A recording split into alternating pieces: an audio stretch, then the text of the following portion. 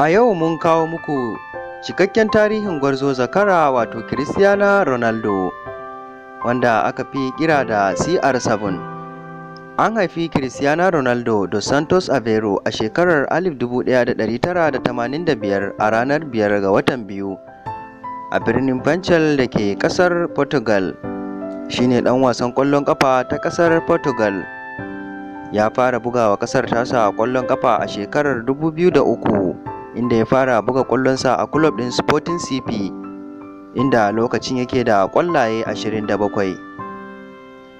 Daga nan kuwa Sir Alex Ferguson ya siyo shi wa tim ɗin Manchester United a shekara ta 2003, a lokacin yana da shekaru 18. Bayan ya dawo Manchester City ya yi shekaru 7 inda ya ci ƙwallaye 118. Daga nan ya koma ƙasar Spain, inda aka sayar da shi ga kulob ɗin Real Madrid akan kuɗi dala 131 miliyan 131. A shekarar 2009 ya buga wasa na tsawon shekaru 9 a kulob ɗin Real Madrid, inda ya samu nasarar zura ƙwallaye 451 ya kuma ci nasarar ɗaukan kofi 16 wa kulob ɗin. A shekara ta 2018 ne Christiana Ronaldo ya koma kulob ɗin Juventus akan kuɗi dala miliyan 117.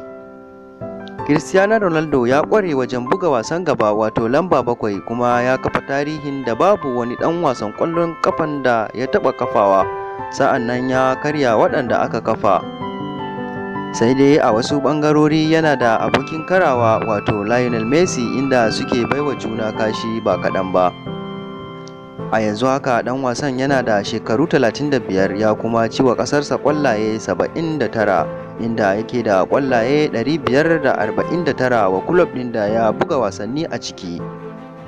Yana da hat-tricks 54, ya samu best player da kuma Ballon d'Or, Golden Boot da sauran abubuwan da ba za su irgu ba.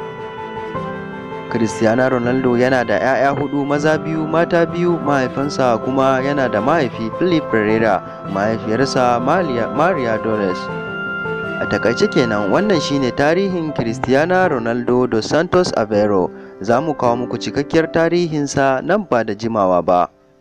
Ku kasance da mu a wannan sabuwar tasha tamu Hausa Sport TV. Kada ku manta ku danna subscribe domin ƙara mana ƙwarin gwiwa.